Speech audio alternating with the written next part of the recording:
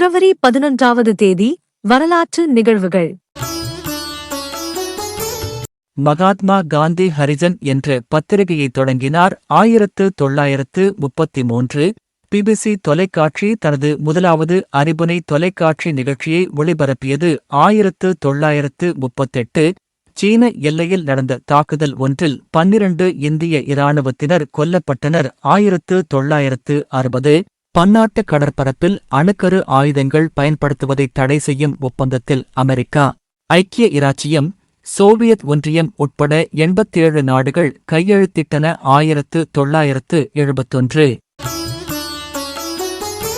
Aristotle, William Shakespeare, Charles Dickens ஆகியோரின் ஆக்கங்களுக்கான தடையை சீனா தளர்த்தியது. 1978 27 ஆண்டுகள் சிறைவாசத்தின் பின்னர் நெல்சன் மண்டேலா கேப்டவுன் விக்டர் வெர்ஸ்டர் சிறைச்சாலையில் இருந்து விடுதலை பெற்றார். 1990 இலங்கை இராணுவத்தினரால் குழந்தைகள் உட்பட 26 பேர் திருகோணமலை கிளிவெட்டி பகுதியின் குமாரபுரத்தில் படுகொலை செய்யப்பட்டனர்.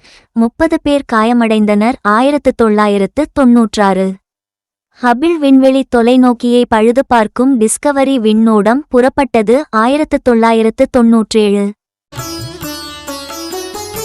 புளூட்டோ நெப்டியூனின் சுற்றுவட்டத்தை தாண்டிச் சென்றது. இவ்வாறான நிகழ்வு மீண்டும் 228 ஆண்டுகளின் பின்னரே நிகழும் என எதிர்வு கூறப்படுகிறது. 1999 அல்சீரியாவின் கிழக்கே சரக்கு விமானம் ஒன்று மலைப்பகுதி ஒன்றில் வீழ்ந்ததில் 77 பேர் உயிரிழந்தனர். 2014 சரதோவ் ஏர்லைன்ஸ் விமானம் 703 மாஸ்கோ அருகே வீழ்ந்ததில் அதில் பயணம் செய்த அனைத்து 71 பேரும் உயிரிழந்தனர். 2018